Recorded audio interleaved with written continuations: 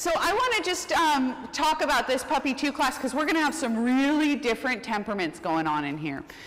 Some of our pups are shy and have different temperaments. Sometimes in Puppy2 we have little arguments. It can happen. We'll see how it goes. We're going to take care. But this is also what happens as the personalities start to develop. They do start to say, hey, that was enough. I didn't like that very much. I don't appreciate the way you're treating me. So let's start off with letting Boogie and Toby, because they know each other, off leash together. And the other dogs, I want you to have them lay down, and we're going to have them settle. So we're just going to have them in there down and settle. So let's let Piggy and Ernie and Kamitsky go play. We're going to keep keep everybody else on leash and relaxing. Settling down. And let's let our two old girlfriends go play together, Z and Amanda. Yeah, these two are buddies. Okay, so let's, now that we've done a little bit of our introductions and had our first little play time together, let's get all of the dogs now to settle down. We're going to do a 30-second settle down. So let's have all the dogs lay down and settle. Good, and settle. This is a hard one. This settle down behavior all in and of itself is a challenge. So if your dog's having a hard time settling down, you can do a high rate of reinforcement, just giving them a treat every so often, giving them a little treat so that they enjoy staying. I know, Ernie, we're best friends. We go way back. Good. Okay, so are we ready for our first test? We're going to do a bunch of different behaviors, and we're just going to assess where we're at so that when we test again at the end of the 6 weeks, we have an idea of how far we've come.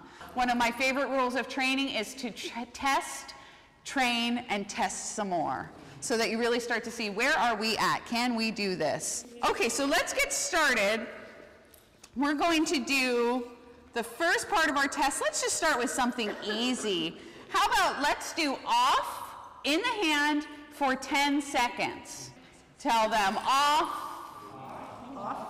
Good dog 1. Good dog 2. Good dog 3. Good dog 4. Good dog 5. Good dog 6. Good dog 7. Good dog 8. Good dog 9. Good dog 10. And take it. Nice work. Nice work.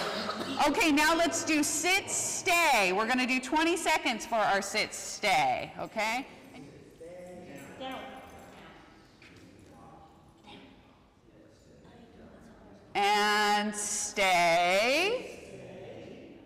Now the tough one, the one that makes everybody go, oh, 10 seconds of a stand, stay, okay? So this is the tough one. So we're going to get them into the stand.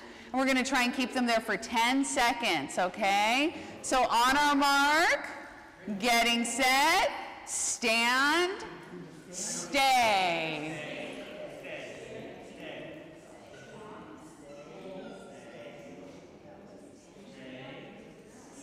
Okay, good. Now we're going to do our hand signal test.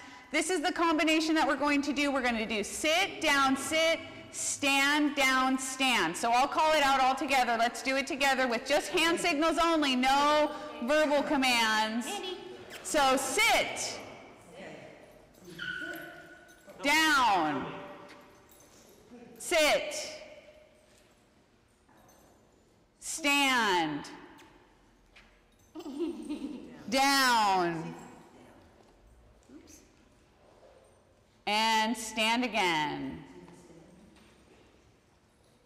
Good work. It's a challenge, right? These are not easy. These are not easy. This is tough stuff. Okay, verbal signals now. We're going to work on our verbal signals only.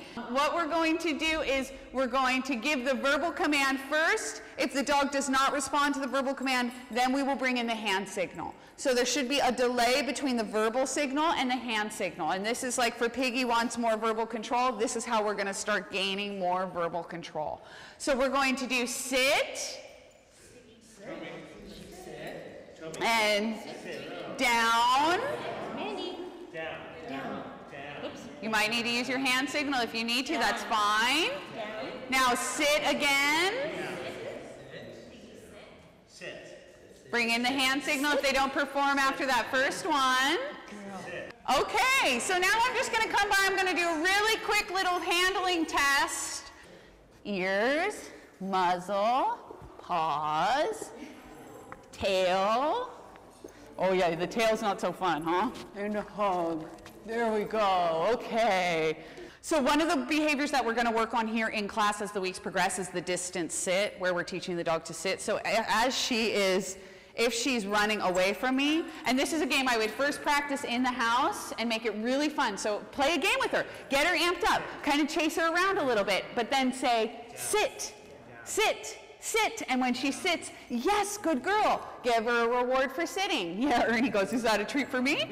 So then you give her a reward for sitting so that you start to develop that. But that's one of those behaviors that we're going to keep working on. But this week, when you're out in the house and in the backyard, start running around with her, playing with her, making it a game, and then making the game fun when it stops. Because a lot of times what happens is you're at the park and it's fun, fun, fun, fun, fun. You call the dog and the dog goes, oh no, it's time to go home. So the other favorite rule that I have is called cue the inevitable. So if it's time to go, don't say come, say let's go, time to leave the park. So that it becomes, rather than a trick recall, it becomes just a true cue of what's going to happen for the dog. And then really, really, really reward her when she does come to you and when she does stop. Yeah, and in the house you might want to even have a little leash on, so if she keeps trying to do the keep away game, you can step on the leash, stop her, get her to sit, take a step back, get her to sit one more time, and then pay her with a little reward.